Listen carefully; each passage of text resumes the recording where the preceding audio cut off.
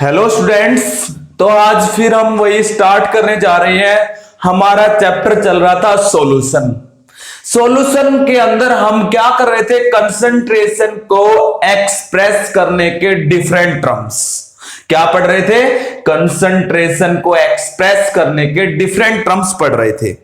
आज हम क्या करेंगे? एक टर्म हमारी रही हुई है, वही देख लेते हैं। तो लास्ट टर्म है कंसंट्रेशन को एक्सप्रेस करने की।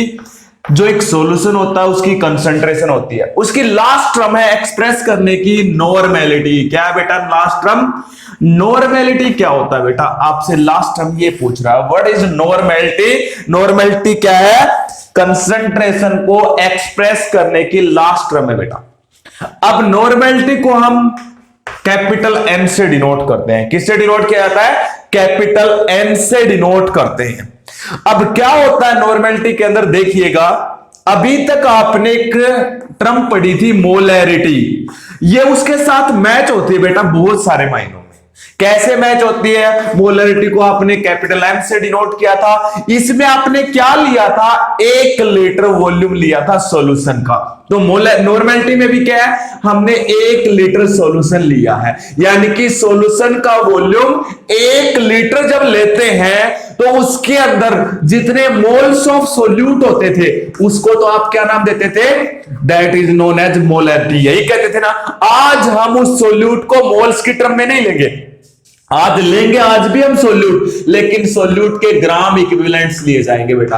क्या लिया जाएगा? ग्राम equivalent of solute in 1 litre of the solution. 1 litre solution में ग्राम इक्विवेलेंट जो होते हैं सोल्यूट के, वो कितने हैं? That is known as normality. उसे हम क्या नाम देते हैं बेटा? नॉर्मेलिटी नाम देते हैं। सिर्फ मैंने एक छोटा सा वर्ड चेंज किया है। सोल्यूट के अगर आप मोल्स लोगे तो उसे बोलते हैं मोलैरिटी, लेकिन अगर सोल्यूट के आप ग्राम इक्विवेलेंट लेते हो, क्या लेते हो? ग्राम इक्विवेलेंट लेते हैं, तो उसे हम क्या बोलते हैं? नॉर्मेलिटी बोला जाता है। तो नॉर्मेलिटी क्या होती है?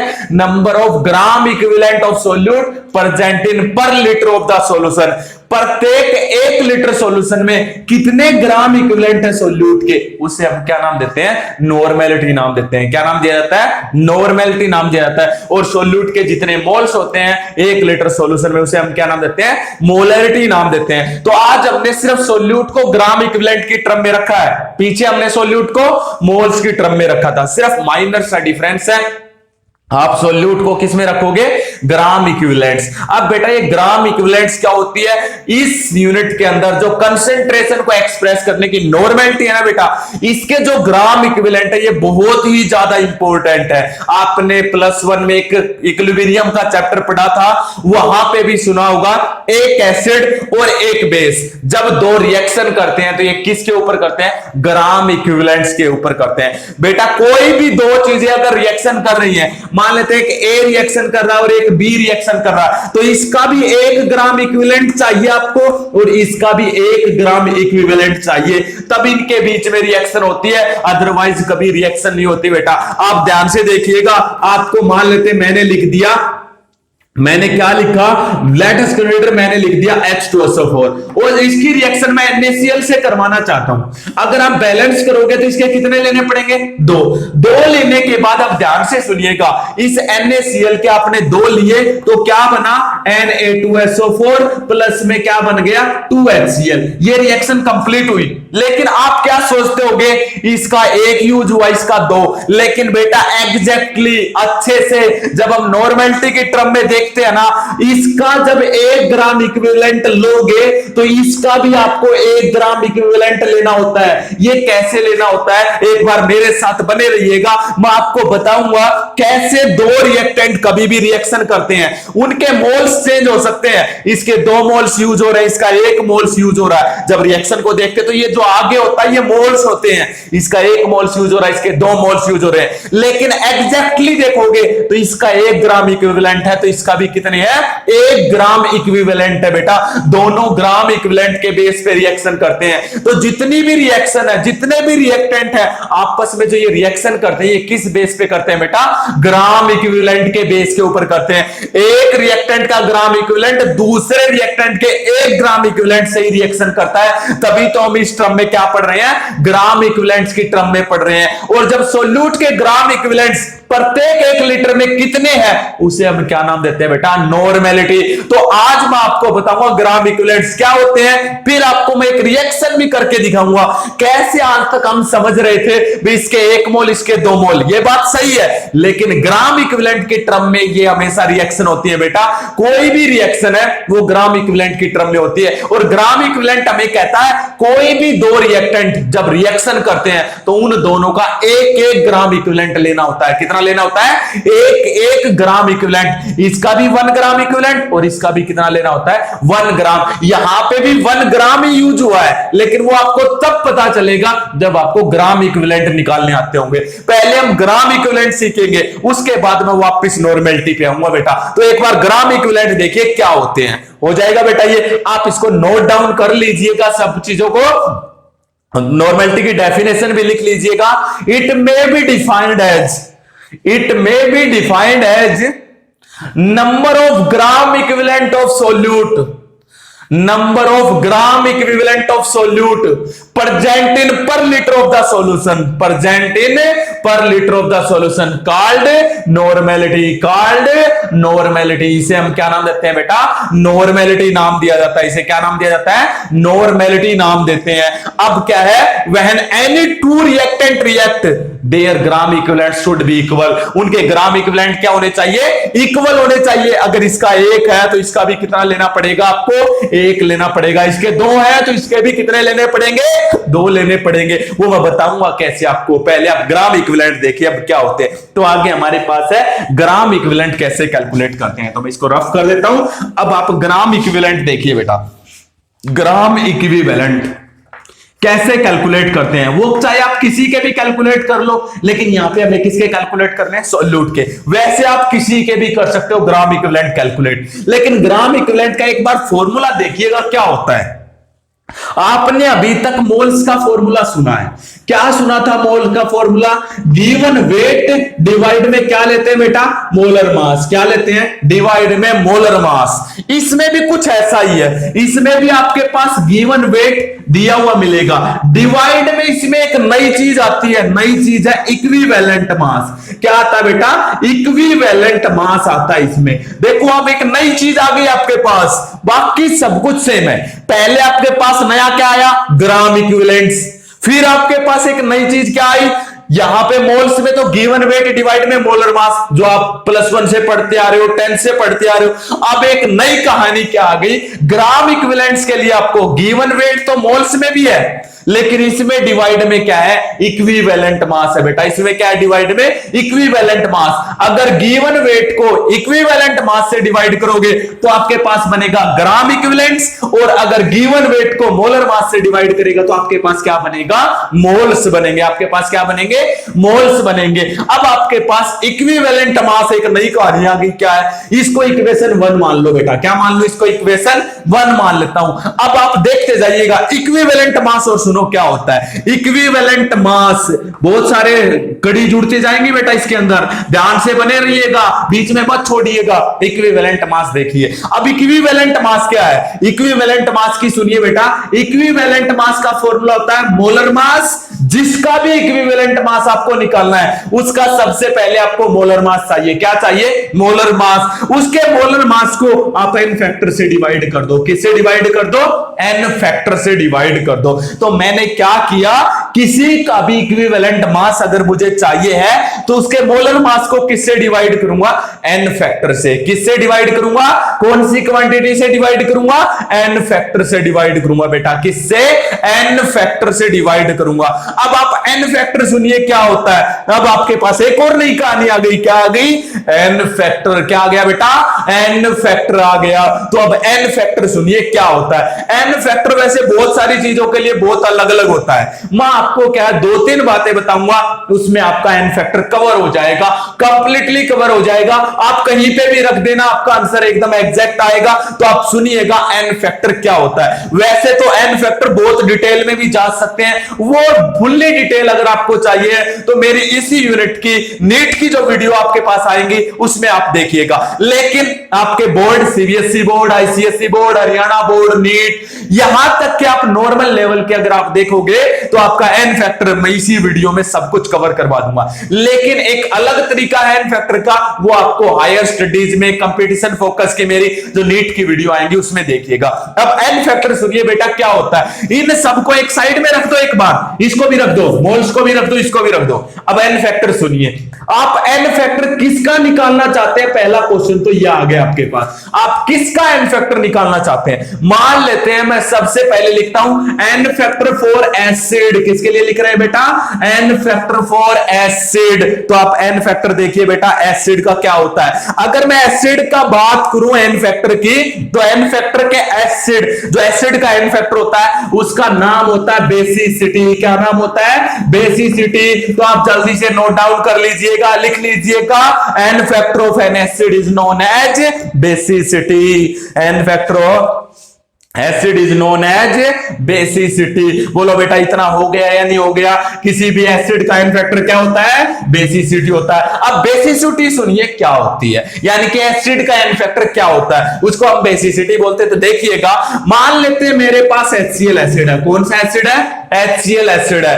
और इसके अंदर से आप ये बताओ कितने H पॉजिटिव आयन निकलते हैं, कितने H पॉजिटिव आयन निकलते हैं। जितने भी H पॉजिटिव आयन निकलेंगे, क्या निकलेंगे, जितने भी H पॉजिटिव आयन निकलेंगे उसे किसी भी एसिड की एन फैक्टर बोलते हैं या किसी भी एसिड की बेसिसिटी बोला जाता है। तो एसिड का एन फैक्टर या एसिड की basicity it is equal to number of H positive ion given by the acid. Number of H positive ion given by acid. एक एसिड कितने H पॉजिटिव आयन देता है उसी को हम क्या नाम देते हैं बेटा, उसका एन फैक्टर दिया जाता है। उसका क्या नाम दिया जाता है, एन फैक्टर नाम दिया जाता है। तो अब देखो इस एसिड में से कितने H पॉजिटिव आयन निकलेंगे, एक। तो इसका एन फैक्टर कितना हो गया, 1 हो गया। बोलो बेटा समझ आया या नहीं आया। अरे समझ आ रहा है या नहीं आ रहा है, तो आगे देखिएगा। अब आपके पास H2SO4 है, इसका एन फैक्टर बताइएगा कितना होगा। अरे सिंपल सी बात है, इसमें कितने H पॉजिटिव आयन है, 2। इसमें से 2 H पॉजिटिव आयन निकलेंगे तो इसका एन फैक्टर कितना हो गया बेटा,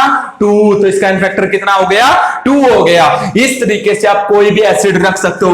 HNO3 है, इसमें से कितने H पॉजिटिव आयन निकलेंगे, 1। तो इसका एन फैक्टर कितना हो जाएगा, 1 हो जाएगा। कर लोगे बेटा। और आपके पास लेता हूं H3PO4 है, फॉस्फोरिक एसिड, इसमें कितने हैं, 3 है। तो कितने H पॉजिटिव आयन निकलेंगे, 3। तो इसका एन फैक्टर कितना होगा बेटा, 3 होगा। 2 एक्सेप्शनल केस और बताता हूं आपको। 2 एक्सेप्शनल क्या है, एसिड के ही बता रहा हूं। अगर आपके पास आ जाए H3PO2, क्या आ जाए, H3PO2। अब आप क्या सोचोगे, सर इस एसिड में तो 3 H है। लेकिन बेटा जब इसका एग्जैक्टली स्ट्रक्चर देखते हैं, जब इसका एग्जैक्टली आप स्ट्रक्चर देखोगे तो इसके एन फैक्टर में क्या है, इसके एन फैक्टर को देखोगे, इसका एग्जैक्टली स्ट्रक्चर देखोगे तो ये एक H पॉजिटिव आयन देता है। कितने H पॉजिटिव आयन देता है, 1। इसलिए इसका एन फैक्टर कितना होगा, 1। याद रखना बेटा ये एक्सेप्शनल है। कैसे आया जरा ध्यान से देखिएगा, मैं बना देता हूं। इसका जब आप स्ट्रक्चर बनाओगे, और वैसे भी आपके पास पी ब्लॉक एलिमेंट में मिलेगा, यहां पे भी मैं बता देता हूं। इसका जब हम स्ट्रक्चर बनाते हैं तो कुछ इस टाइप का स्ट्रक्चर है बेटा। इसका ये स्ट्रक्चर आपके पास है, H3PO2 का स्ट्रक्चर है। अब आप यहां से ये बताइए मुझे, केवल वही H पॉजिटिव बन के निकलता है जो हाइड्रोजन ऑक्सीजन को जुड़ा हुआ है। केवल वही हाइड्रोजन H पॉजिटिव बन के निकलता है जो किसके साथ जुड़ा हुआ है, ऑक्सीजन। यहां पे ऑक्सीजन के साथ कितने H जुड़े हुए हैं, 1। इसलिए इसमें से कितने H पॉजिटिव आयन निकलेगा, 1। इसलिए इसका एन फैक्टर कितना है, 1 होगा। ये एक एक्सेप्शनल केस है, याद रखना बेटा। हाइड्रोजन आपको 3 दिखाई दे रहे हैं लेकिन इसका एन फैक्टर 1 है। क्यों आया, क्योंकि एक H पॉजिटिव आयन देगा। दूसरा आपके पास क्या है, एक और एक्सेप्शनल केस है H3PO3। इसमें भी आपको कितने H दिखाई दे रहे हैं, 3। लेकिन लेकिन इसका एन फैक्टर 2 है बेटा। कितना है? 2। क्यों? क्योंकि इसमें से 2 एक्सपोज टू आयन निकलते हैं। देखिएगा कैसे निकलते हैं। इसका मैं स्ट्रक्चर बना रहा हूं, इसी को मॉडिफाइड कर देता हूं। ये देखिएगा बेटा, इसका ये स्ट्रक्चर बन गया। अब इसमें कितने हाइड्रोजन ऑक्सीजन को जुड़े हुए हैं? 2, इसलिए इसमें से कितने एक्सपोज टू आयन निकलेंगे? 2। तो इसका एन फैक्टर कितना हो जाएगा? 2।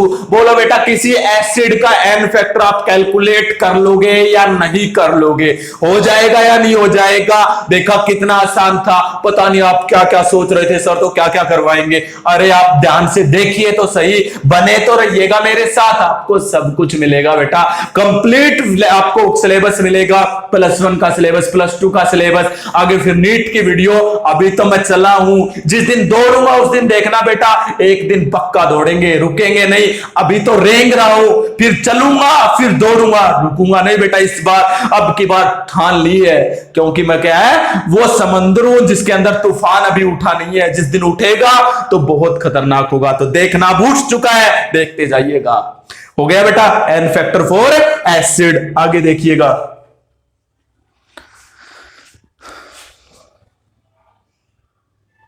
हो गया नोट डाउन। आगे देखिएगा, अभी तक आपने एन फैक्टर किसका निकाला बेटा? एन फैक्टर फॉर एसिड निकाल चुके हो। अब देखिए आगे N factor for base. N factor for base, अगर किसी बेस का एन फैक्टर आपको कैलकुलेट करना तो कैसे कैलकुलेट करोगे? अगर आप किसी बेस का एन फैक्टर कैलकुलेट करना चाहते हो तो पहले बेस का एन फैक्टर होता क्या है? Number of OH negative is known as. कितने OH नेगेटिव एक बेस देता है उसे हम बोलते हैं बेटा बेस का एन फैक्टर, जिसका नाम होता है एसिडिटी। क्या नाम होता है? एसिडिटी। देखो कितना अजीब कहानी है। एसिड के एन फैक्टर का नाम बेसिसिटी, तो बेस के एन फैक्टर का नाम एसिडिटी। और बेस का एन फैक्टर क्या होता है? वो कितने OH नेगेटिव आयंस देगा, वो कितने OH नेगेटिव आयंस देगा। जैसे कि आपके पास NaOH है, NaOH में से कितने OH नेगेटिव निकलेगा? 1, इसलिए इसका एन फैक्टर कितना है? 1 है। इसी तरीके से आपके पास CaOH2 है, इसका एन फैक्टर कितना है बेटा? यहां पे 2 OH है, तो इसका एन फैक्टर कितना है? 2। कर लोगे या नहीं कर लोगे? इसी तरीके से आपके पास ये है बेटा, ये कितने OH नेगेटिव आयन देगा? 3, तो इसका एन फैक्टर कितना है? 3। बहुत ईजी है बेटा, एक बार आप ध्यान से मन लगाइएगा, आपका मन लगेगा और आप कंप्लीट कर जाओगे और अच्छे नंबर आएंगे। ये नहीं है, और आपको नॉलेज बनेगा, क्योंकि आगे मार्क्स को कोई नहीं पूछता बेटा, नॉलेज देखी जाती है आपको कितना है, नॉलेज के ऊपर सब कुछ चलता है। अरे 60% नंबर आते हैं ना बीएससी में, उनकी भी उतनी ही वैल्यू है जितनी एक 90%। एग्जांपल आपके सामने खड़ा है, मेरे 60, 62, 63, 65% नंबर है, और लेकिन आपके सामने मेरे साथ ऐसे भी थे बच्चे जिनके 80% थे। लेकिन बेटा नॉलेज को मैटर रखा जाता है, तो आप नॉलेज को देखिएगा, एन फैक्टर हो जाएगा। अब इसके भी 2 एग्जांपल आपको एक्सेप्शनल पेश कर रहा हूं। क्या एक्सेप्शनल केस है बेटा? एक्सेप्शनल केस देखिएगा। एक्सेप्शनल केस ये है, आप बहुत बार ऐसे लिखा हुआ मिल जाएगा POH थ्राइस। क्या बेटा ये? आप सोचोगे तो बेस है, इसमें से 3 OH निकलेंगे। नहीं बेटा, ये एसिड है। अभी तो बताया था, इसको मैं ऐसे नहीं लिख सकता H3PO3। अरे ये एसिड है, मार मत खा जाना बेटा, मार मत खाना। मेरे कमजोर स्टूडेंट का मैं हाथ नहीं छोड़ता, और आप केमिस्ट्री का पीछा मत छोड़ो, बने रहो, लगे रहो, इसके साथ सब कुछ होगा। देखो बेटा, मार मत खा जाना। इसी तरीके से आपने +1 में सुना होगा बोरिक एसिड, BOH थ्राइस, या जिसको लिखते हैं H3BO3 बेटा। ये भी एक एसिड है, आपको पजल करने के लिए दे सकता है। ये एक एसिड है बेटा, ये बेस नहीं है, तो इनको अलग से रख देना, क्योंकि हम बेस का एन फैक्टर निकाल रहे हैं। तो बेस का एन फैक्टर क्या होता है? Number of OH negative ions. बोलिए बेटा, समझ आया या नहीं आया? हो जाएगा। अब आगे चलिएगा, आगे हमारे पास क्या है? नेक्स्ट हमारे पास है बेटा, कर दो इसको रिमूव। आगे देखिएगा, एन फैक्टर फॉर साल्ट। अभी एसिड का निकाल चुके हैं, बेस का निकाल चुके हैं, एन फैक्टर फॉर साल्ट। किसी भी साल्ट का एन फैक्टर आप कैसे निकालोगे? N factor for salt. अगर हमें साल्ट का एन फैक्टर चाहिए तो आप कैसे कैलकुलेट करोगे? अब साल्ट का एन फैक्टर, साल्ट का मतलब, अरे एक एसिड और एक बेस रिएक्शन करते तो क्या बनाते हैं? साल्ट। जैसे कि CaCl2 साल्ट है। अब इसका एन फैक्टर कैसे निकालोगे? बेटा साल्ट का एन फैक्टर कई तरीकों से निकलता है। क्या? एक साल्ट में एक कैटायन होता है और एक क्या होता है? एनायन। क्या होता है? एक कैटायन होता है और एक एनायन। कैटायन का मतलब एक स्पीसीज ऐसी मिलेगी जिसके ऊपर पॉजिटिव चार्ज होगा, दूसरी स्पीसीज ऐसी मिलेगी जिसके ऊपर नेगेटिव चार्ज होगा, दोनों मिलते हैं। अब आप यहां से ये देखिएगा कैटायन कौन सा है और एनायन कौन सा है। आप ये देखिएगा यहां पे कैटायन कौन सा है और एनायन कौन सा है। अगर मैं यहां पे बात करूं तो ये कैल्शियम कैटायन है, इसके ऊपर कितना चार्ज होता है? +2। आप एक चीज को उठा लो, कैल्शियम को उठा लिया, कितना चार्ज है? +2। जितना चार्ज कैटायन पे होगा वही एन फैक्टर है, हो गया। इसी तरीके से AlCl3, जैसे कि मैंने कैटायन को उठा लिया, कितना चार्ज होता है? +3, तो इसका एन फैक्टर कितना हो गया बेटा? 3। कितना होगा इसका एन फैक्टर? 3 हो गया। ये था बेटा N factor for salt, amount of positive charge on cation that is known as N factor of salt. हो गया बेटा। अब एक एन फैक्टर और रह गया आपके पास, एन फैक्टर फॉर एलिमेंट। अगर किसी एलिमेंट का निकालना हो, एलिमेंट का एन फैक्टर होता है बेटा उसकी वैलेंसी के इक्वल। जैसे कि सोडियम है, सोडियम की वैलेंसी कितनी होती है? 1, यानी कि वैलेंस में इलेक्ट्रॉन इसके 1 है। इसी तरीके से कैल्शियम है, इसका एन फैक्टर कितना हो जाएगा? 2। तो किसी भी एलिमेंट की वैलेंसी को क्या बोला जाता है? उसका एन फैक्टर बोलते हैं बेटा। क्या बोला जाता है? एन फैक्टर बोला जाता है। तो ये था बेटा एन फैक्टर कैलकुलेट करने का। अब तो बेटा एन फैक्टर आपका कैलकुलेट हो गया। अब किसी का भी एन फैक्टर आप कैलकुलेट कर सकते हो। अब आगे देखिए, एन फैक्टर आने के बाद मैं क्या सिखा रहा था? Equivalent mass. तो देखिए इक्विवेलेंट मास कैसे कैलकुलेट करोगे, ये एन फैक्टर आपको समझ में आ गया है। तो अब देखिए इक्विवेलेंट मास। अब इक्विवेलेंट मास कैसे कैलकुलेट होगा? मोलर मास डिवाइड में एन फैक्टर। मान लेते हैं मुझे HCl का इक्विवेलेंट मास निकालना है। किसका निकालना है? HCl। तो equivalent mass is equal to HCl का मोलर मास कितना होता है? 36.5। कैसे निकाला? एक हाइड्रोजन का एक, 35.5 किसका होता है? क्लोरीन का। हो गया 36.5 डिवाइड में एन फैक्टर। अब एन फैक्टर कितना इसका? HCl एक एसिड है और एसिड का मैंने बताया था कितने H पॉजिटिव, ये कितने H पॉजिटिव आयन देगा? 1। यही क्या होगा इसका?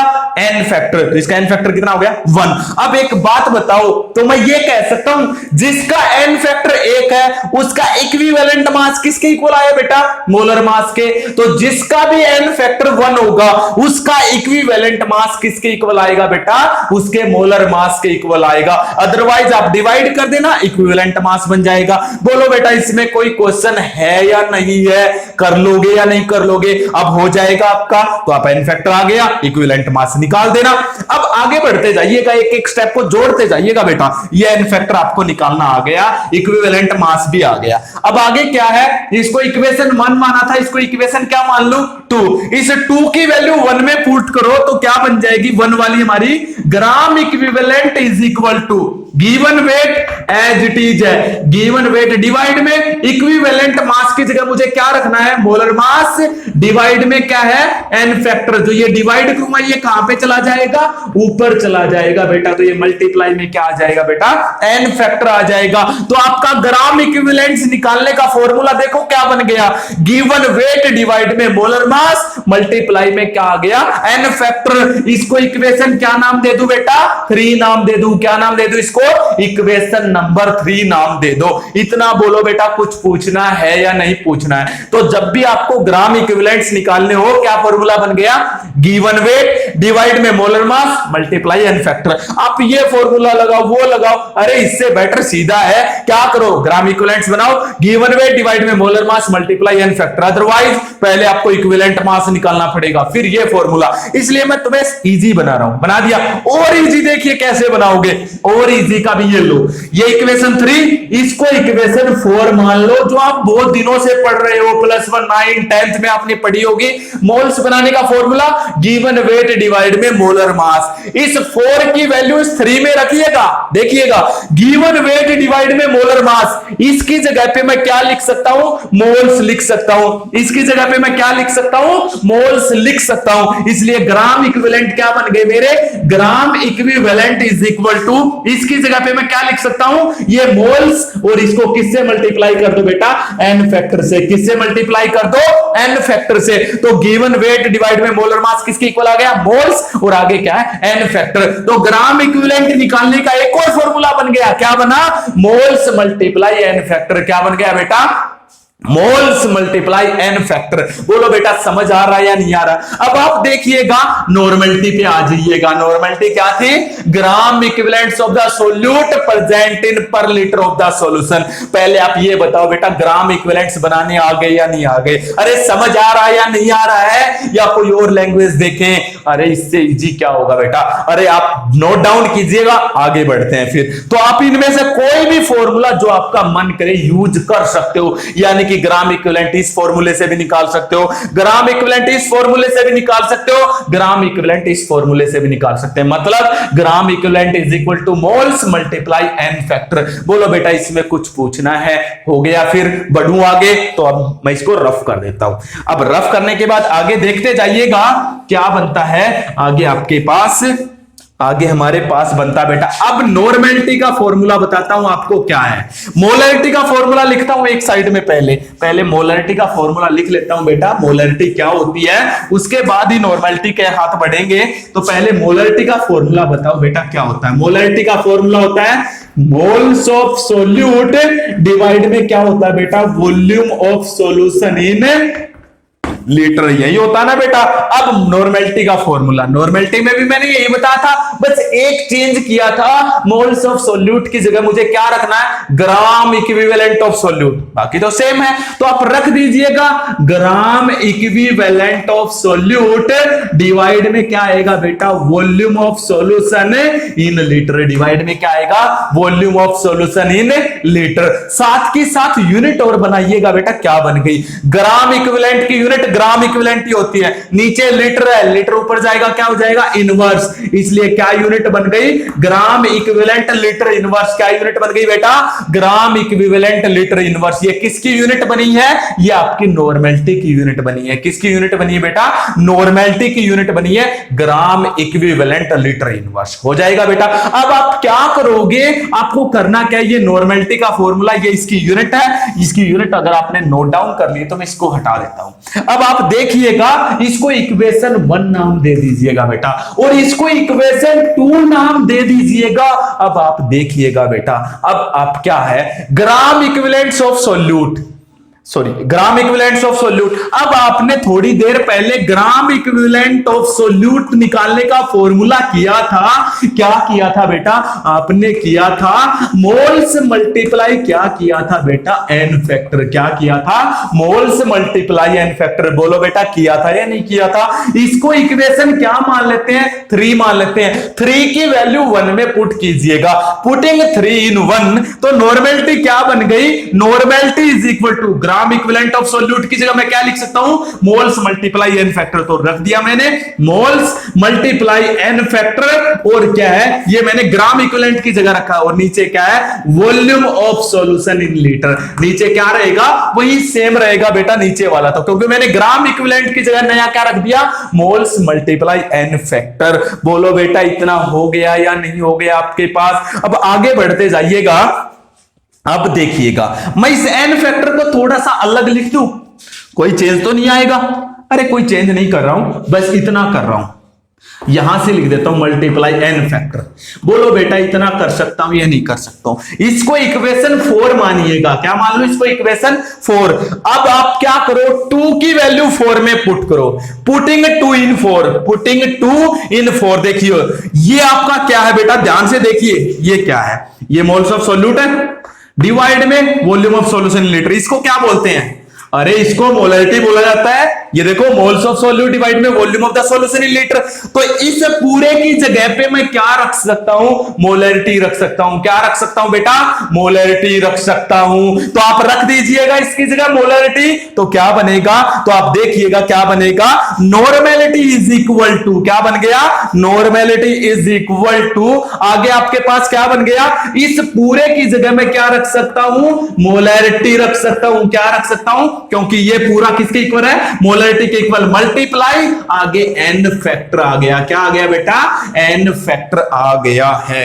बोलो बेटा इतना हो गया नहीं हो गया। तो नॉर्मेलिटी किसके इक्वल है, normality is equal to molarity multiply क्या है, एन फैक्टर। देखो आपको मैंने कितना वो बना दिया इसको। अगर आपको नॉर्मेलिटी नहीं आती है तो आप पहले मोलरिटी कैलकुलेट कर लो, फिर उसको एन फैक्टर से मल्टीप्लाई कर देना। ना ही आपको कोई ग्राम इक्विवेलेंट निकालना पड़ेगा, ना कोई इक्विवेलेंट मास निकालना पड़ेगा, सीधा सब कुछ मिल जाएगा। आपको अगर नॉर्मेलिटी चाहिए ना बेटा, पहले मोलरिटी बना लो, मोलरिटी बना के उसको किससे मल्टीप्लाई कर दो, एन फैक्टर से। मैं इतनी देर से क्यों लगा हुआ हूं इन सब के पीछे, आपके लिए इजी करने के लिए, ताकि आप मोलरिटी कैलकुलेट करके उसको एन फैक्टर से मल्टीप्लाई कर दो। ना ग्राम इक्विवेलेंट की जरूरत, ना आपको कोई इक्विवेलेंट मास की जरूरत, सब कुछ आ गया इसी के अंदर। क्या आ गया, normality is equal to molarity multiply N factor. इसको नोट डाउन कर लीजिएगा, वेरी इंपॉर्टेंट, लिख लीजिएगा, अपने घर वालों का किसी का नाम दे दीजिएगा, भाई ये वो इक्वेशन है। मैंने तो इसको नाम दे रखा पथेरिया इक्वेशन। क्या नाम दे रखा है बेटा, पथेरिया इक्वेशन नाम दे रखा है। मेरी एक और ऐसी इक्वेशन है,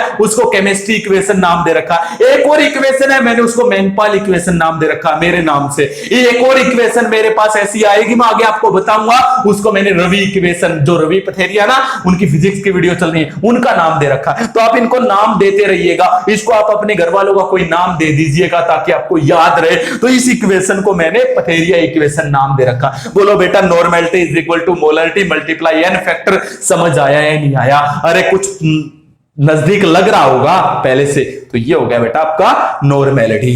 कर दो इसको रिमूव। अब आप इसके ऊपर न्यूमेरिकल देखिएगा, फिर न्यूमेरिकल देखने के बाद आपको मैं बताऊंगा कैसे दो रिएक्टेंट ग्राम इक्विवेलेंट के अकॉर्डिंग रिएक्शन करते हैं। तो आप पहले या बाद में कैसे भी देख लीजिएगा, पहले न्यूमेरिकल देखिएगा। कर दो इसको साफ बेटा। अब देखिएगा न्यूमेरिकल कई टाइप से आते हैं बेटा। कैसे आते हैं? कई टाइप से आते हैं, बहुत सारे टाइप से आते हैं। आप कैसे भी कैलकुलेट कर लो, वो आपका मन है। एक क्वेश्चन तो सीधा है जो आपके बोर्ड में कई बार रिपीट है, नीट में कई बार रिपीटेड है। ये कह रहा है आपके पास H3PO4 सॉल्यूशन है, 0.3 मोलरिटी H3PO4 सॉल्यूशन, 0.3 मोलरिटी का H3PO4 का सॉल्यूशन है। Calculate its normality, calculate its normality. इसकी नॉर्मेलिटी कैलकुलेट करो बेटा। एक तो डायरेक्ट क्वेश्चन इस टाइप के आते हैं आपके पास, तो इस टाइप के क्वेश्चन आप कैसे करोगे, यही तो आपको पता करना है। तो सबसे पहले आपके पास बिल्कुल सिंपल है, क्या हो जाएगा, नॉर्मेलिटी आपके पास है, मोलरिटी आपके पास है, एन फैक्टर आपको निकालना है। अरे देखिएगा मोलरिटी है, बस मेरे को एन फैक्टर और चाहिए। किसका? जिसका सॉल्यूशन है। किसका सॉल्यूशन है? H3PO4 का। H3PO4 एक क्या है? एसिड है। मैंने बताया था जितने H पॉजिटिव आयन होते हैं वही क्या होता है इसका एन फैक्टर। कितने H हैं? 3, इसलिए इसमें से कितने H पॉजिटिव आयन निकलेंगे? 3। तो इसका एन फैक्टर कितना हो गया बेटा? 3। कितना हो गया इसका एन फैक्टर? 3। तो आपका जो H3PO4 का सॉल्यूशन है उसका एन फैक्टर 3 है। क्यों है? क्योंकि ये 3 H पॉजिटिव आयन देगा। अब आप नॉर्मेलिटी कैलकुलेट कर दीजिएगा। Normality is equal to molarity दी हुई है 0.3 मल्टीप्लाई एन फैक्टर 3। कितना आ गया बेटा? मेरे हिसाब से 0.9 आता होगा। आके आप सोल्व कर लीजिएगा। नॉर्मेलिटी आ गई या नहीं आ गई? इसके आगे आप यूनिट भी लिख देना, ग्राम इक्विवेलेंट लीटर इनवर्स। क्या लिख दोगे? Gram equivalent litre inverse. या फिर आप क्या लिख दोगे बेटा? नॉर्मल। क्या लिख दोगे? नॉर्मल आप लिख दोगे। हो गया या नहीं हो गया? अरे समझ आ रहा है या नहीं आ रहा है? और देखे फिर न्यूमेरिकल। ये तो था भाई सिंपल टाइप का न्यूमेरिकल। एक बार और आया हुआ था हरियाणा बोर्ड का एक क्वेश्चन था बेटा। क्या क्वेश्चन था? क्वेश्चन सुनिएगा। क्वेश्चन ये था आपके पास H2SO4 का 3 मोलरिटी का सॉल्यूशन था। 3 molarity H2SO4 solution, calculate its normality. Question वही है बेटा, कुछ भी चेंज नहीं हुआ। तो आप कौन सा फॉर्मूला लगाओगे? Normality is equal to molarity multiply N factor. अरे मोलरिटी ऑलरेडी गिवन है, मुझे एन फैक्टर चाहिए। ये H2SO4 है, H2SO4 का एन फैक्टर मतलब ये एसिड है। इसमें से कितने H पॉजिटिव आयन निकलेंगे? 2। तो इसका एन फैक्टर कितना हो गया बेटा? 2। तो normality is equal to molarity ये रही कितना? 3 मल्टीप्लाई एन फैक्टर इसका कितना? 2। तो कितना आ गया? 6 नॉर्मल। कितना आ गया बेटा? 6 नॉर्मल। तो ऐसा क्वेश्चन आए तो ये आएगा, डायरेक्ट ही आते हैं बेटा नॉर्मेलिटी पे। लेकिन फिर भी एक अलग टाइप का आता तो वो और देख लेता हूं, मैं आपके सामने रख देता हूं क्या बनेगा, तो वो और देखिएगा।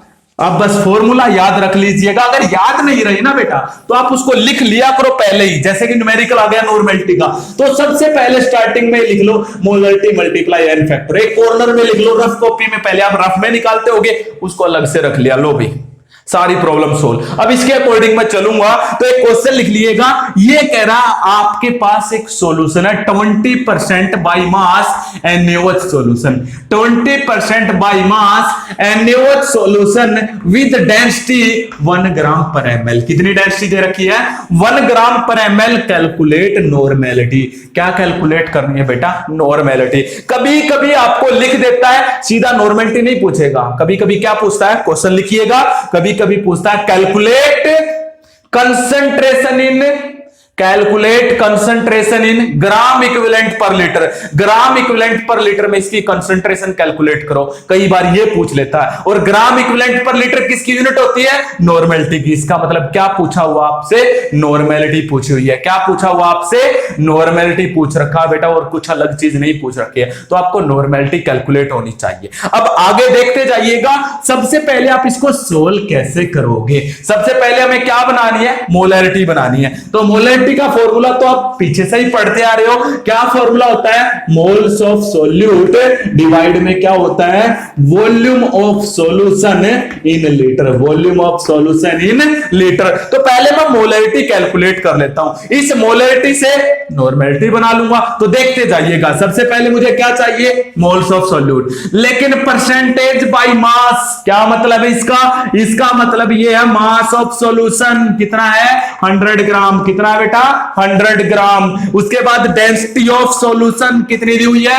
1 ग्राम पर ml। मुझे वॉल्यूम चाहिए, मैं वॉल्यूम बना लेता हूं। तो डेंसिटी इज इक्वल टू क्या फॉर्मूला है? Mass by volume. तो volume is equal to mass by density. Mass कितना है? 100 ग्राम है, और डेंसिटी कितनी है? 1। इसलिए कितना वॉल्यूम आ गया बेटा? 100 ml। ये ml में क्यों आया? क्योंकि डेंसिटी में देखो क्या लिखा हुआ? ग्राम पर ml। मतलब मास तो ग्राम में होगा, वॉल्यूम किस में होगा? ml में। मैं कई बार करवा चुका हूं, इसलिए मैं थोड़ा सा जल्दी जल्दी बता रहा हूं तुम्हें ये। इसको ml को लीटर में चेंज कर लो, कितने से डिवाइड कर दो। इतना समझ आ गया है? नहीं आ गया? अरे मैंने बार बार बता रखा, परसेंटेज बाय मास दे रखा हो, इसका मतलब मास ऑफ सॉल्यूशन 100 ग्राम। इस मास ऑफ सॉल्यूशन को मैंने वॉल्यूम में चेंज कर लिया यूजिंग द डेंसिटी। मेरे को वॉल्यूम चाहिए था, मिल गया। सेकंड मुझे चाहिए moles of solute. Moles of solute कैसे बनते हैं बेटा? पहले उसके लिए आपको क्या चाहिए? Weight of solute. इस 20% का मतलब क्या है? सोल्यूट का वेट है। कौन है सोल्यूट? NaOH। यहां पे सोल्यूट है, NaOH सोल्यूट है। इसका वेट कितना है? WB, जिससे हम लिखते हैं कितना है बेटा? 20 ग्राम। कितना है? 20 ग्राम। अब आप मोल्स ऑफ सोल्यूट बना लीजिएगा। मोल्स कैसे बनते हैं? Given weight of solute divide में मोलर मास। NaOH का मोलर मास 23 + 16 + 1 कितना होता है बेटा? 40। डिवाइड करोगे कितने मोल्स आ गए बेटा? 0.5 मोल्स। इतना हो गया। अब आप मोलैरिटी कैलकुलेट कर लीजिएगा। Molarity is equal to moles of solute कितने हैं? 0.5 डिवाइड में volume of solution in litre. कितना आया था बेटा? 100 डिवाइड 1000। 100 डिवाइड 1000। 1000 कहां पे चला जाएगा? ऊपर। ये इससे कैंसिल। कितना आ गया? 5 मोलैरिटी आ गया बेटा। कितना आ गया? 5 मोलैरिटी। इतना हो गया या नहीं हो गया? बोलो बेटा, समझ आया या नहीं आया? अब नॉर्मेलिटी बनानी है, तो नॉर्मेलिटी देखिए, normality is equal to molarity, ये रहा 5 मल्टीप्लाई एन फैक्टर। किसका एन फैक्टर? जिसका सॉल्यूशन है। सॉल्यूशन किसका है?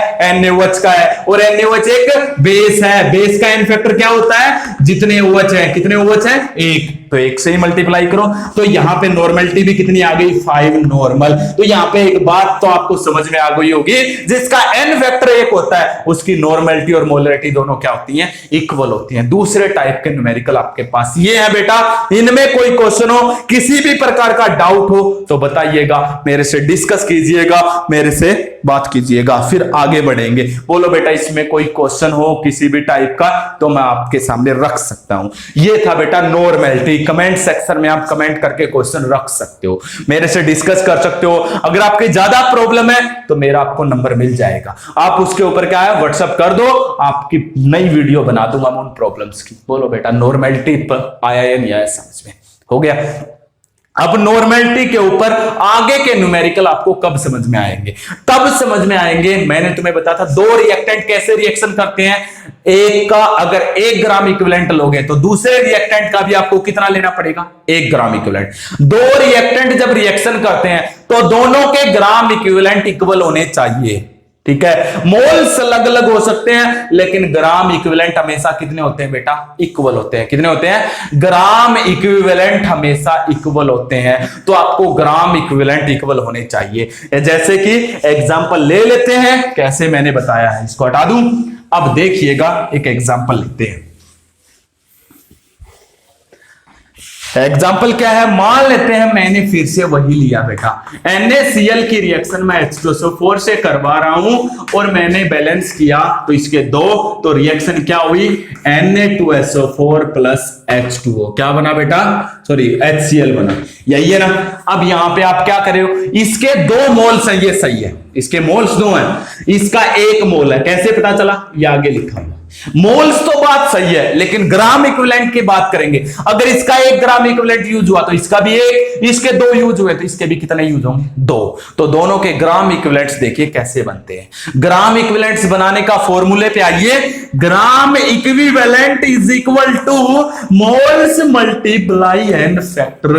बोलो बेटा ये बनाया था या नहीं बनाया था? अभी थोड़ी देर पहले क्या है? मोल्स मल्टीप्लाई एन फैक्टर बनाया था। ऐसा किया था या नहीं किया था? पहले मैं इसके एन फैक्टर बनाता हूं। मोल से तो मुझे कोई मतलब ही नहीं है, मोल्स तो है वो अलग अलग हो सकते हैं लेकिन ग्राम इक्विवेलेंट कभी इक्वल अलग अलग नहीं होंगे, इक्वल होते हैं। तो देखिएगा आपके पास मोल्स मल्टीप्लाई क्या है बेटा? एन फैक्टर क्या है? Moles multiply N factor. पहले इसके ग्राम इक्विवेलेंट बनाता हूं, तो gram equivalent of NaCl is equal to इसके मोल्स, कितने मोल्स दे रखे हैं बेटा? 2, मल्टीप्लाई इसका एन फैक्टर। अरे NaCl है, NaCl का एक साल्ट है और एक साल्ट का एन फैक्टर क्या बताया था? याद कीजिएगा, बताया था उसके कैटायन पे कितना चार्ज है। इसके कैटायन पे कितना चार्ज है बेटा? 1 चार्ज है। कितना चार्ज है? 1। तो इसको कितने से मल्टीप्लाई करोगे?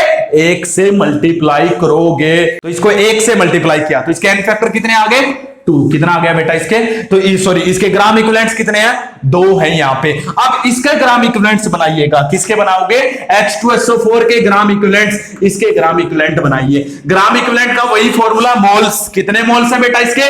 1, मल्टीप्लाई इसका एन फैक्टर। अरे ये एक एसिड है और एसिड जितने H पॉजिटिव, कितने H पॉजिटिव आयन देता है? ये 2। तो इसका एन फैक्टर कितना बेटा? 2। तो ग्राम इक्विवेलेंट्स इसके भी कितने आए? 2। देखो बेटा इसके ग्राम इक्विवेलेंट्स 2 है तो इसके भी ग्राम इक्विवेलेंट्स कितने हैं? 2 ही है। देखो दोनों इक्वल आए या नहीं आए? तो कभी भी दो रिएक्टेंट जब रिएक्शन करते हैं तो उनके ग्राम इक्विवेलेंट्स इक्वल होते हैं बेटा। क्या होते हैं? इक्वल होते हैं। मैं ये पिछले काफी टाइम से बार बार आपको कह रहा हूं, दो रिएक्टेंट जब रिएक्शन करते हैं तो उनके ग्राम इक्विवेलेंट्स क्या होते हैं? इक्वल होते हैं। ये बात आप रख लीजिएगा, नोट डाउन कर लीजिएगा। फिर से इसको भी एक नाम दे दीजिएगा, एक इक्वेशन बना के इसको एक नाम दे दीजिएगा। अपने घर का नाम दे दीजिएगा या किसी अपने घर पे कोई अच्छा सा आपका पसंदीदा कोई आपका बहुत ज्यादा चहेता हो उसका नाम दे दीजिएगा। जैसे घर पे टॉमी होता है, किसी का कोई होता है तो उसको नाम दे दीजिएगा बेटा। इसको आप क्या नाम दे दोगे इस इक्वेशन को? कभी भी दो रिएक्टेंट रिएक्शन करते हैं तो उनके ग्राम इक्विवेलेंट्स क्या होते हैं? इक्वल होते हैं। ओके बेटा, अब इसके ऊपर न्यूमेरिकल देखेंगे। हाँ तो बेटा अब मैंने तुम्हें बता दिया है, कोई भी दो रिएक्टेंट रिएक्शन करते हैं तो किस बेस पे करते हैं? ग्राम इक्विवेलेंट के बेस पे करते हैं। किस बेस पे करते हैं?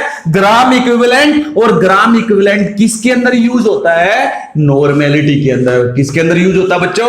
नॉर्मेलिटी के अंदर ग्राम इक्विवेलेंट यूज होता है। इसलिए मैं कह रहा हूं, जैसे हमने ये एग्जांपल लिया, इन दोनों के ग्राम इक्विवेलेंट कैसे होने चाहिए? इक्वल। आपने कैलकुलेट भी किया, इसके भी ग्राम इक्विवेलेंट 2 है और इसके भी ग्राम इक्विवेलेंट कितनी है?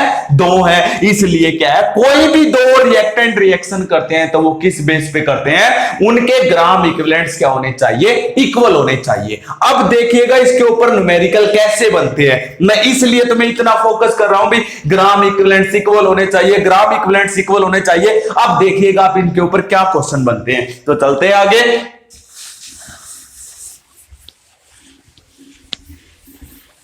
हम एक एग्जांपल ले रहे हैं बेटा। क्या एग्जांपल ले रहे हैं? ये कह रहा हमारे पास एक एसिड है, हमारे पास एक एसिड है और वो कौन सा एसिड है? HCl है। कौन है बेटा? HCl का एसिड है, जिसकी मोलरिटी गिवन है 2। कितनी मोलरिटी गिवन है? 2। जिसका वॉल्यूम गिवन है 100 ml। कितना गिवन है? 100 ml। HCl का आपके पास एसिड है, उसकी मोलरिटी 2 है और उसका वॉल्यूम 100 ml है। एक हमारे पास बेस है। क्या हमारे पास? बेस है। उस बेस को जब क्या है, एसिड के साथ ट्रीट करवाया जाता है, जब बेस को एसिड से ट्रीट करवाया जाता है तो एसिड और बेस की रिएक्शन जब होती है तो आपको भी पता है कौन सी रिएक्शन होती है? न्यूट्रलाइजेशन। कौन सी रिएक्शन होती है? न्यूट्रलाइजेशन रिएक्शन होती है। एक एसिड जब किसके साथ रिएक्शन करता है? बेस के साथ। तो अब मान लेते हैं बेस आपने कुछ अमाउंट में लिया है। क्या लिया है? बेस आपने लिया है कुछ अमाउंट में। मान लेते हैं बेस जो है ये हमने लिया है, कितना ml लिया है? ये हमने लिया 50 ml। कितने ml लिया है? 50 ml आपने लिया है। तो कह रहा है इस बेस की मोलरिटी बताओ, सॉरी इस बेस की आप नॉर्मेलिटी या मोलरिटी कुछ भी पूछा जा सकता है, इस बेस की आप नॉर्मेलिटी बताओ। क्वेश्चन ये है बेटा। अब आप ध्यान से देखिएगा, ये एसिड जब इस बेस से रिएक्शन करेगा तो क्या कह रहा है? कंप्लीटली न्यूट्रलाइज करते हैं। एक एसिड एक बेस से तब तक रिएक्शन करता है जब तक बेस या एसिड कंप्लीटली न्यूट्रल नहीं हो जाता। मान लेते हैं ये बेस है, आप एसिड डालते गए डालते गए डालते गए, एक समय ऐसा आएगा जब बेस कंप्लीटली न्यूट्रल हो जाएगा, उसके बाद आपका बेस खत्म हो जाएगा। आप फिर चाहे कितना भी एसिड डालो कोई भी चेंज नहीं आएगा। क्यों? क्योंकि आपका बेस क्या हो चुका है? फिनिश हो चुका है, वो कंप्लीटली न्यूट्रलाइज हो चुका है। उसके बाद आप एसिड डालोगे कोई भी इफेक्ट नहीं होगा। कैसे? अरे एक एग्जांपल और जनरल लाइफ का बताता हूं। ये बीकर है, ये 100 ml का बीकर है, मैं इसमें वाटर डाल रहा हूं, डालता गया कब तक? जब तक ये फिल नहीं हो जाता। उसके बाद और डालोगे भरेगा ही नहीं। क्यों? भर चुका ये कंप्लीटली, इसमें से बाहर निकलना स्टार्ट हो जाएगा। होगा या नहीं होगा? अरे वैसे ये है बेस मैंने लिया, ये एसिड इस बेस के अंदर डालते गए डालते गए डालते गए, तब तक डालेंगे तो चेंज आएगा, यानी कि न्यूट्रलाइजेशन रिएक्शन तब तक होगी जब तक बेस फिनिश नहीं हो जाता। जैसे ही बेस आपका कंप्लीटली न्यूट्रलाइज हुआ उसके बाद अगर हम एसिड डालेंगे तो नो रिएक्शन, उसके बाद कोई भी रिएक्शन नहीं होगी। क्यों नहीं हुई? क्योंकि बेस कंप्लीटली न्यूट्रलाइज हो चुका है। अब आपके पास क्वेश्चन है, अब ध्यान से सुनिए, ग्राम इक्विवेलेंट्स की मैंने क्यों बताया था तुम्हें? मैंने क्या कहा था ग्राम इक्विवेलेंट्स के बारे में? मैंने तुम्हें कहा था अब ये बताओ, ये एसिड इस बेस को न्यूट्रलाइज करेगा, यानी कि इन दोनों में रिएक्शन होगी। अगर इन दोनों में रिएक्शन होगी बेटा तो मैंने बताया था इसके जो ग्राम इक्विवेलेंट है उतने ही ग्राम इक्विवेलेंट किसके होने चाहिए? इस बेस के। क्योंकि दो रिएक्टेंट जब भी रिएक्शन करते हैं, चाहे एक एसिड एक बेस से जब भी रिएक्शन करता है तो के ग्राम इक्विवेलेंट क्या होते हैं बेटा? इक्वल होते हैं। बताया था अभी जस्ट, और मैंने साबित भी करके दिखाया था। तो ग्राम इक्विवेलेंट दोनों के क्या होने चाहिए? इक्वल। क्यों ना इसके भी ग्राम इक्विवेलेंट निकाल लें, इसके भी ग्राम इक्विवेलेंट निकाल लें, दोनों को इक्वल रख लेंगे। दोनों को क्या रख लेंगे? इक्वल रख लेंगे। उसके बाद हम इसकी नॉर्मेलिटी निकाल देंगे। इसलिए इक्वेशन क्या लगेगी यहां पे देखते जाइएगा, मैं इक्वेशन बाद में बनाऊंगा, पहले आपको बताता हूं कैसे। आप इसके ग्राम इक्विवेलेंट, इसके भी छोड़ो, सीधा ग्राम इक्विवेलेंट निकालने सीखते हैं। नॉर्मेलिटी का क्या फॉर्मूला पढ़ा था आपने? नॉर्मेलिटी का फॉर्मूला पढ़ा था बेटा, ग्राम इक्विवेलेंट्स डिवाइड में क्या था? Volume of solution in litre. Volume of solution in litre, यही पढ़ा था या नहीं पढ़ा था? इस वॉल्यूम को मैं इधर ले आता हूं, इस वॉल्यूम को मैं इधर ले आता हूं, तो normality multiply volume is equal to क्या आ गए? Gram equivalent. क्या आ गए बेटा? तो ग्राम इक्विवेलेंट का फॉर्मूला क्या आ गया? जब आपके पास नॉर्मेलिटी दी हुई हो और वॉल्यूम दिया हुआ हो तो उसके ग्राम इक्विवेलेंट कैसे निकलते हैं? उसकी नॉर्मेलिटी की मल्टीप्लाई किससे कर दो? वॉल्यूम से। कैसे पता किया ये सब बेटा आपने? क्योंकि नॉर्मेलिटी का हमने फॉर्मूला पढ़ा था। क्या पढ़ा था? ग्राम इक्विवेलेंट्स डिवाइड में volume of the solution in litre. इस वॉल्यूम को मैं इधर ले आया तो normality multiply volume is equal to क्या आ गया बेटा? आपका ग्राम इक्विवेलेंट्स आ गए। क्या आ गए? ग्राम इक्विवेलेंट्स आ गए। तो ग्राम इक्विवेलेंट्स निकालना आ गया नहीं आ गया? अब मुझे इसके ग्राम इक्विवेलेंट्स निकालने हो तो क्या करेंगे? इसकी नॉर्मेलिटी की मल्टीप्लाई इसके वॉल्यूम से। इसके ग्राम इक्विवेलेंट्स निकालने तो इसकी नॉर्मेलिटी की मल्टीप्लाई इसके वॉल्यूम से कर देंगे। तो हो गया? समझ में आ गया नहीं आ गया? तो आप इसको नोट डाउन कर लीजिएगा। ग्राम इक्विवेलेंट्स निकालने का फॉर्मूला क्या है? Normality multiply volume. बोलो बेटा समझ आ रहा है या नहीं आ रहा है? तो अब देखिएगा मैं दोनों के ग्राम इक्विवेलेंट्स निकाल लेता हूं। तो देखते जाइएगा आप ग्राम इक्विवेलेंट्स आप कैसे निकालेंगे। तो पहले इसके ग्राम इक्विवेलेंट्स, लेकिन आप कहोगे सर इसकी नॉर्मलिटी तो है ही नहीं। अरे नॉर्मलिटी बनाने में कौन सी दिक्कत है? नॉर्मलिटी का फॉर्मूला था मोलरिटी मल्टीप्लाई एन फैक्टर, था या नहीं था? तो आप इसकी पहले नॉर्मलिटी बना लो। नॉर्मलिटी इज इक्वल टू, इसका एन फैक्टर कितना है? 1, क्योंकि ये एसिड है और ये कितने H पॉजिटिव आयन देगा? 1, इसलिए इसका एन फैक्टर 1 है। और जब एन फैक्टर 1 हो तो नॉर्मलिटी किसके इक्वल आ जाएगी? अरे ये 1 रखूंगा तो नॉर्मलिटी किसके इक्वल आएगी? मोलरिटी। तो इसकी क्या है? मोलरिटी अगर 2 है तो इसकी नॉर्मलिटी भी कितनी होगी बेटा? 2। बोलो बेटा इतना समझ आया या नहीं आया? अरे समझ आ रहा है या नहीं आ रहा है? तो और कोई तरीका देखेंगे, अच्छे से पोस्टमार्टम करेंगे, इसका अच्छे से इलाज करेंगे, क्योंकि बीमारी को जड़ से खत्म करेंगे। एक बार इलाज कर दिया फिर छोड़ दी तो दोबारा बीमारी हो सकती है बेटा, इसलिए बिल्कुल बेस से बता रहा हूं, सब कुछ क्लियर। अब यहां पे क्या करो, इस नॉर्मलिटी की मल्टीप्लाई कर लो। इस नॉर्मलिटी को मैं N1 मान लेता हूं, इस वॉल्यूम को क्या मान लिया? V1। तो N1 मल्टीप्लाई V1 कर दूंगा तो ये क्या बन गए? ग्राम इक्विवेलेंट्स किसके बन गए? एसिड के। बोलो बेटा समझ आया या नहीं आया?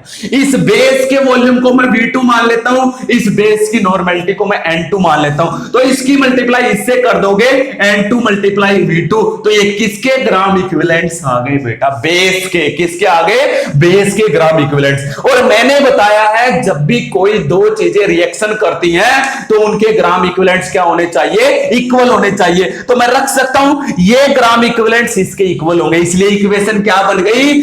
N1V1 is equal to N2V2। क्या इक्वेशन बन गई बेटा? N1V1 is equal to N2V2। बोलो बेटा इसमें कुछ पूछना है? जब भी कोई दो रिएक्शन करते हैं तब ये इक्वेशन फॉलो करनी है आपने। मैंने तुम्हें एक मोलरिटी इक्वेशन भी बताई थी, M1V1 equal to M2V2। वो कब बताई थी? वो तब बताई थी जब आप किसी एसिड को या किसी बेस को डाइल्यूट कर रहे हो या उसका वॉल्यूम चेंज कर रहे हो, उसमें कोई रिएक्शन नहीं थी बेटा। दोबारा से याद कर लेना, अच्छे से अपने माइंड में डाल लेना। ये इक्वेशन तब थी जब कोई रिएक्शन नहीं कर रहा था। जैसे मैंने HCl का सॉल्यूशन लिया 100 ml, उसका और उसकी मोलरिटी 2 थी, उसका मैंने वॉल्यूम चेंज कर दिया, नया वॉल्यूम 150 ml। तो यहां पे कोई रिएक्शन नहीं हुई है बेटा, हमने सिर्फ वॉल्यूम को चेंज किया। वॉल्यूम चेंज करोगे तो मोलरिटी भी क्या हो जाएगी? चेंज। तो ये इक्वेशन वहां पे बताई थी मैंने, याद है ना बेटा आपको? तो अब ये इक्वेशन कब लगेगी? जब दो कोई रिएक्शन करते हैं, जैसे एक एसिड और एक बेस न्यूट्रलाइजेशन रिएक्शन करते हैं। तो अब हमें क्या पता चला यहां से ये पता चला आप इसकी नॉर्मलिटी कैलकुलेट कर सकते हो। क्यों?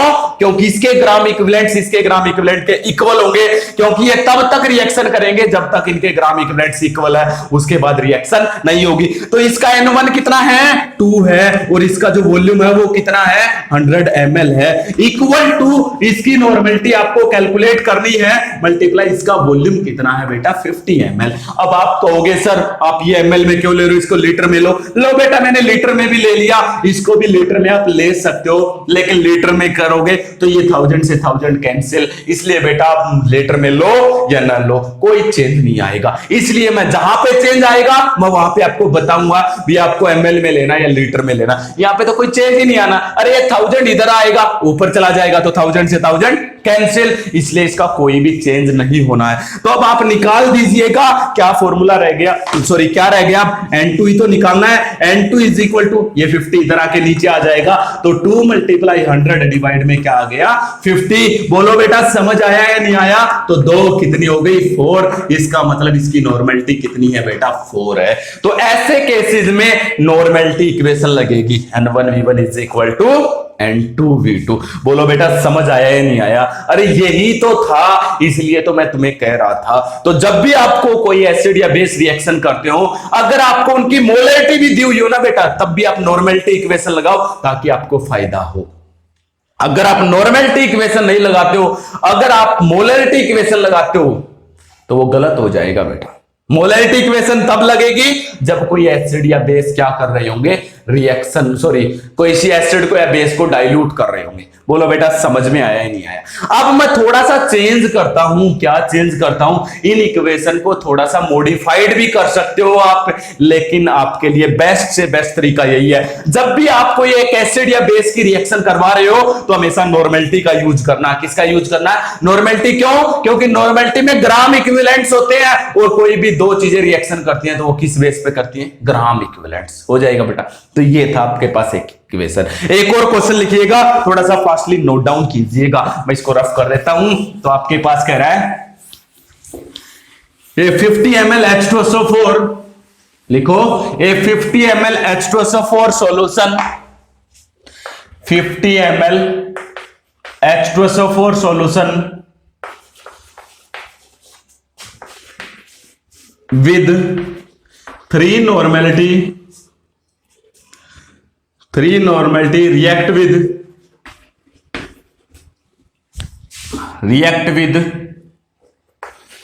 2 normality NaOH solution. Calculate volume of NaOH solution. Volume of NaOH solution, इस बार आपको वॉल्यूम निकालना बेटा। देखिएगा दो पार्ट बन गए, एक H2SO4 है, दूसरा कौन है? NaOH। ये एसिड है, ये बेस है। इसकी नॉर्मेलिटी गिवन आपको कितनी है? 3। इसका वॉल्यूम भी गिवन है 50 ml, यही है। अब यहां पे आइएगा, इसकी नॉर्मेलिटी आपको दी हुई है 2, ठीक है, लेकिन इसका वॉल्यूम आपको क्या करना है? कैलकुलेट करना है, यही कैलकुलेट करना। इसको N1 मान लो, इसको क्या मान लो? V1। इसको N2 मान लेता हूं, इसको क्या मान लेता हूं? V2। बोलो बेटा समझ आया या नहीं आया? इसके ग्राम इक्विवेलेंट्स किसके इक्वल होंगे? इसके ग्राम इक्विवेलेंट्स के। तो इसके ग्राम इक्विवेलेंट्स कैसे निकलते हैं? इसकी नॉर्मेलिटी मल्टीप्लाई इसका वॉल्यूम, तो N1 multiply V1 is equal to इसका N2 मल्टीप्लाई क्या आएगा बेटा? V2। N1 की जगह कितना रखोगे? 3 मल्टीप्लाई V1 की जगह कितना रख देंगे? 50 इज इक्वल टू N2 की जगह कितना रखोगे? 2 मल्टीप्लाई क्या है? V2 आपको कैलकुलेट करना है। बोलो बेटा समझ आया नहीं आया? ये इक्वेशन कैसे बनी? सब कुछ हुआ या नहीं हुआ? क्लियर हो गया। अब आगे बढ़ते हैं बेटा। ये थे नॉर्मेलिटी के ऊपर एक और टाइप के न्यूमेरिकल। तो मैं 2-3 टाइप के न्यूमेरिकल बता चुका हूं, आगे बढ़िए, एक टाइप का न्यूमेरिकल और रहता है बेटा, तो देखते जाइएगा नॉर्मेलिटी पे। अब हमारे पास कह रहा अभी हम क्या करें, कोई दो सॉल्यूशन को मिला दें। क्या करें? कोई दो सॉल्यूशन को मिला दें। मान लेते हैं मैंने एक एसिड लिया, ठीक है, उसकी नॉर्मेलिटी N1 है और इसका वॉल्यूम क्या मिला? V1। उसके अंदर एक और एसिड मिला दिया। क्या मिला दिया? एक और एसिड मिला दिया। इसकी नॉर्मेलिटी N2 है और इसका वॉल्यूम कितना है? V2 है। दोनों को मिलाने के बाद जो नया सॉल्यूशन बना, दोनों को मिक्स करने के बाद जो नया सॉल्यूशन बना, उसकी नॉर्मेलिटी N3 हो गई और उसका वॉल्यूम क्या हो जाएगा? वॉल्यूम तो सीधी सी बात है, इन दोनों को ऐड किया तो इसका वॉल्यूम प्लस इसका वॉल्यूम, तो इसके वॉल्यूम को मैंने V3 मान लिया। V3 किसके इक्वल होगा? V1 प्लस V2 के इक्वल होगा। ऐसे केसेस में ये जो मिलाने के बाद सॉल्यूशन बना है, इसकी नॉर्मेलिटी आपको कैलकुलेट करनी है। तो कैसे कैलकुलेट करोगे? क्या फॉर्मूला लगाओगे? ये कह रहा है। एक और यहां पे आपके पास बेस है, यहां पे भी बेस है, दोनों को बेसों को मिला दिया तो जो नया बेस बना उसकी नॉर्मेलिटी क्या होगी? पूछा जा सकता है। देखो बेटा, एसिड को एसिड से मिलाओ या बेस को बेस से मिलाओ, तब जो मैं इक्वेशन आपको कह रहा हूं वो बिल्कुल एग्जैक्ट फिट होगी आपकी। क्या इक्वेशन लगेगी मैं बता देता हूं। देखो, मान लेते हैं मैंने इस एसिड को इस एसिड से मिलाया, लेकिन एक बार फिर से कह रहा हूं, जब भी आप दो चीजों को मिलाओगे उनका नेचर सेम होना चाहिए। क्या होना चाहिए? Nature same. ये एसिड है तो ये भी एसिड होना चाहिए, अगर ये बेस है तो ये भी क्या होना चाहिए? बेस होना चाहिए। क्योंकि मैं पहले जो अब इक्वेशन बनाने जा रहा हूं वो ऐसी इक्वेशन बनाने जा रहा हूं जब दो आप सेम नेचर के सॉल्यूशन को मिलाते हो, व्हेन बोथ आर एसिड और बोथ आर बेस। या तो दोनों एसिड होने चाहिए या दोनों क्या होने चाहिए? बेस। तो वहां पे क्या इक्वेशन बनेगी देखते जाइएगा। क्यों ना इसके ग्राम इक्विवेलेंट्स बनाओ। इसके ग्राम इक्विवेलेंट्स कैसे बनेंगे? इसकी नॉर्मेलिटी मल्टीप्लाई इस वॉल्यूम, यही होगा। इसके ग्राम इक्विवेलेंट्स बनाओ, इसकी नॉर्मेलिटी मल्टीप्लाई क्या आएगा? इसका वॉल्यूम। बोलो बेटा इतना समझ में आया या नहीं आया? इतना हो गया या नहीं हो गया? तो अब क्या है, इसके ग्राम इक्विवेलेंट्स और इसके ग्राम इक्विवेलेंट्स, दोनों के ग्राम इक्विवेलेंट्स जुड़ेंगे या नहीं जुड़ेंगे? हो जाएगा ऐड। और दोनों के ग्राम इक्विवेलेंट्स जुड़ के आपको कहां पे मिलेंगे, यहां पे मिलेंगे। तो इसके ग्राम इक्विवेलेंट्स किसके इक्वल होंगे, इसकी नॉर्मेलिटी मल्टीप्लाई इसका वॉल्यूम, हो गया या नहीं हो गया। तो मैंने इसके ग्राम इक्विवेलेंट्स भी निकाल लिए, इसके ग्राम इक्विवेलेंट्स भी निकाल लिए, इसके ग्राम इक्विवेलेंट्स भी। तो ये जो सॉल्यूशन बना है फाइनल मिलाने के बाद, तो इसके ग्राम इक्विवेलेंट्स कैसे है, मान लेते हैं इसके 10 ग्राम इक्विवेलेंट्स थे, इसके 5 थे, तो दोनों को मिलाओगे तो जो ये नया सॉल्यूशन बनेगा इसके ग्राम इक्विवेलेंट्स कितने बनेंगे, 15 बनेंगे या नहीं बनेंगे। अरे दो सेम सॉल्यूशन को मिला रहे हो, या तो दोनों एसिड को मिलाओ या दोनों बेस को मिला रहे हो, अरे ग्राम इक्विवेलेंट्स तो ऐड हो जाएंगे क्योंकि नेचर सेम है। अब इसलिए कह रहा इसके ग्राम इक्विवेलेंट्स मैंने निकाल लिए, इसके ग्राम इक्विवेलेंट्स मैंने निकाल लिए। अगर इन दोनों को जोड़ दूं तो इस तीसरे वाले के ग्राम इक्विवेलेंट्स के इक्वल होंगे या नहीं होंगे, क्यों, क्योंकि तीसरे वाला इन दोनों के जोड़ने से बना है, तो ग्राम इक्विवेलेंट्स ऐड हो जाते हैं। इसके ग्राम इक्विवेलेंट्स 10 थे, इसके ग्राम इक्विवेलेंट्स 5 थे, तो इसके कितने बन गए 15।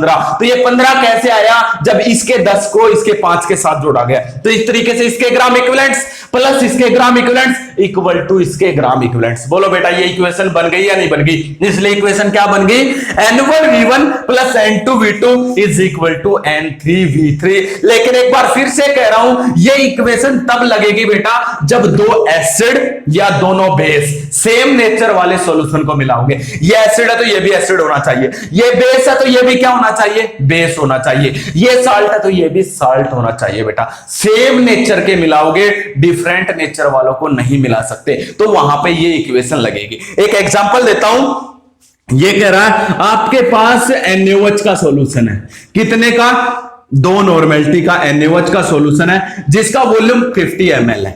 इसके अंदर मिला दिया हमने MgOH2 का सॉल्यूशन, मैग्नीशियम हाइड्रोक्साइड का सॉल्यूशन जिसकी मोलरिटी दी हुई है 3 मोलरिटी, और इसका वॉल्यूम है 100 ml। ये करा दोनों को मिलाने के बाद जो न्यू सॉल्यूशन बना है उसकी आपको क्या कैलकुलेट करनी है, नॉर्मेलिटी कैलकुलेट करनी है। क्या कैलकुलेट करनी है, तो आप लिख लो when the 2 normality NaOH solution of 50 ml, when the 2 normality NaOH solution of 50 ml mix with the 3 molarity magnesium hydroxide solution of 100 ml, then calculate the normality of new solution। New solution की normality देखिए आप कैसे calculate करोगे, देखते जाइएगा। सबसे पहले ये नॉर्मेलिटी ऐसा ही है, लेकिन इसकी तो मोलरिटी है, इसको नॉर्मेलिटी में चेंज करो। पहले नॉर्मेलिटी का क्या फॉर्मूला पढ़ा था, मोलरिटी मल्टीप्लाई n फैक्टर। आपको इसकी कैलकुलेट करनी है ना, तो normality is equal to molarity 3 multiply इसका n फैक्टर। ये एक बेस है, बेस का n फैक्टर क्या बता था, जितने OH नेगेटिव, कितने OH नेगेटिव है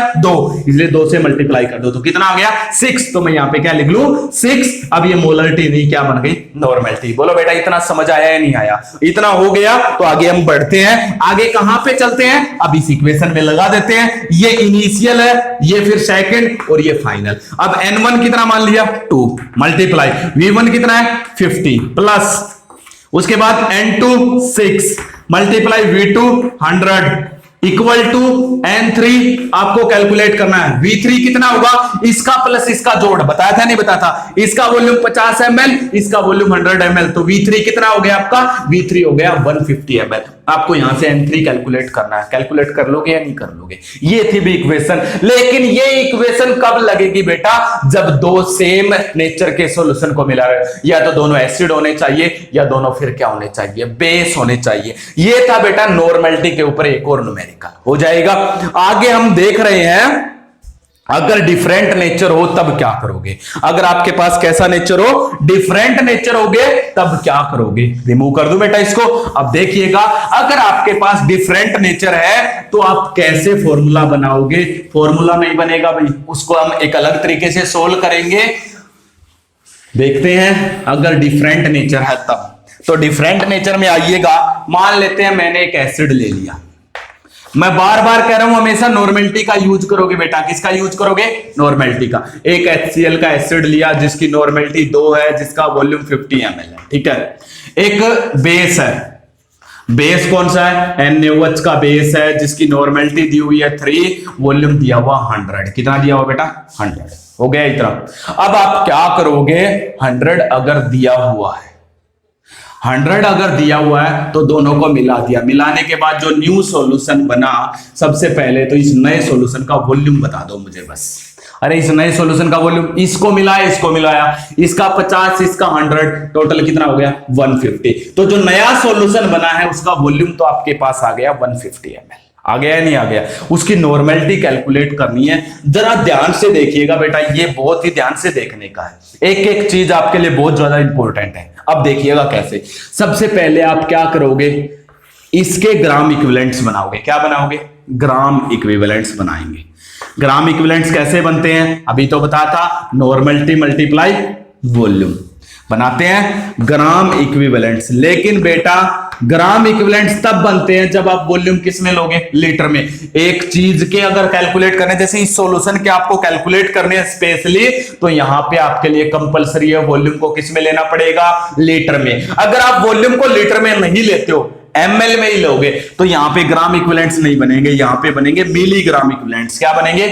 मिलीग्राम इक्विवेलेंट। क्योंकि मैं स्पेशली सॉल्यूशन के कैलकुलेट कर रहा हूं इस बार, और स्पेशल इसके अलग कैलकुलेट करूंगा क्योंकि एक अलग टाइप का क्वेश्चन है। तो यहां पे इसके ग्राम इक्विवेलेंट देखो, नॉर्मेलिटी ये रही, नॉर्मेलिटी की मल्टीप्लाई किसके साथ करनी होती है, वॉल्यूम के साथ। नॉर्मेलिटी कितनी है 2, वॉल्यूम कितना है 50, मैंने ml में ही ले लिया, तो यहां पे मिलीग्राम इक्विवेलेंट्स आएंगे। कितने आ गए बेटा 100। कितने आ गए 100 मिलीग्राम इक्विवेलेंट्स। ये किसके आए हैं, एसिड के आए हैं। और एसिड में कौन सा आयन होता है, H पॉजिटिव। मतलब इसके अंदर इतने H positive ion milligram equivalents है। H पॉजिटिव जो है एसिड में H पॉजिटिव होता है, उसके मिलीग्राम इक्विवेलेंट्स इतने हैं। अब इसके और निकालो, इसके भी मिलीग्राम इक्विवेलेंट्स बनाओ। ये बेस है तो बना दो। कैसे बनेंगे, नॉर्मेलिटी मल्टीप्लाई वॉल्यूम। नॉर्मेलिटी कितनी इसकी 3, इसका वॉल्यूम कितना 100, टोटल कितने आ गए बेटा 300। ये दो हो गए अलग अलग। अब आप ये बताओ, ये एसिड है ये बेस है, बेस में कौन सा होगा, ये OH नेगेटिव के ग्राम इक्विवेलेंट्स मिलीग्राम इक्विवेलेंट्स, ये H पॉजिटिव। दोनों को मिलाओगे तो H पॉजिटिव OH नेगेटिव को क्या करेगा, न्यूट्रल। क्या कर देगा, न्यूट्रल। न्यूट्रल करने के बाद देखो क्या रह जाएगा। अब देखो इसके H पॉजिटिव तो 100 है, OH नेगेटिव 300 है, तो ये क्या है, OH नेगेटिव से H पॉजिटिव को न्यूट्रल करेगा। लेकिन कितना, अरे इसके 100 न्यूट्रल हो जाएंगे H पॉजिटिव, इसके 100 OH नेगेटिव से, इसके भी 100 OH नेगेटिव से इसके 100 H पॉजिटिव न्यूट्रल हो जाएंगे। हो जाएंगे या नहीं हो जाएंगे? तो फाइनली जब इसके 100 H पॉजिटिव न्यूट्रल हो जाएंगे तो कौन एक्स्ट्रा बचेगा, OH नेगेटिव ज्यादा अमाउंट में बचेगा या नहीं बचेगा? तो आप क्या लिखोगे, remaining milligram equivalents of OH negative.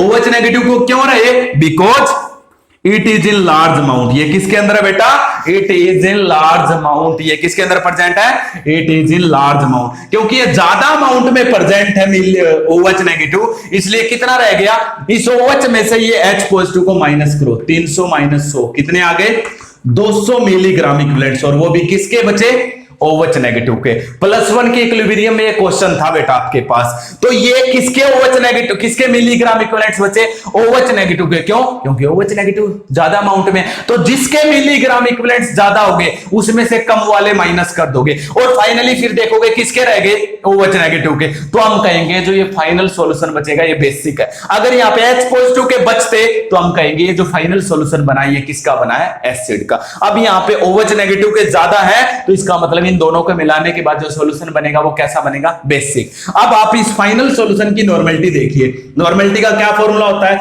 Gram equivalents divide में वॉल्यूम। वॉल्यूम अगर ml में लेंगे तो ग्राम इक्विवेलेंट्स की जगह पे आप क्या लोगे, मिलीग्राम इक्विवेलेंट्स। ले सकते हैं या नहीं ले सकते हैं? अब नॉर्मेलिटी देखिए, मिलीग्राम इक्विवेलेंट्स किसके बचे हुए हैं, OH नेगेटिव के। कितने बचे हुए हैं 200। कितने बचे हुए हैं 200 डिवाइड में वॉल्यूम। इस नए सॉल्यूशन का वॉल्यूम पहले ही बता चुका हूं कितना है 150। सोल्व कर लेना बेटा, इसकी नई नॉर्मेलिटी आ जाएगी। बोलो बेटा समझ आया या नहीं आया? तो दो अलग अलग नेचर के सॉल्यूशन को मिलाओगे तो इसके अलग से मिलीग्राम इक्विवेलेंट्स निकाले, इसके अलग से, जिसके ज्यादा अमाउंट में है, जिसके भी ज्यादा अमाउंट में है उसमें से कम वाले माइनस कर दिए। अब यहां पे बेस के 300 थे, एसिड के 100 थे, तो कितने रह गए 200। किसके ज्यादा रहे, बेस के। तो बेस का यूज करके अब हमें क्या फाइनली ग्राम नॉर्मेलिटी बना ली।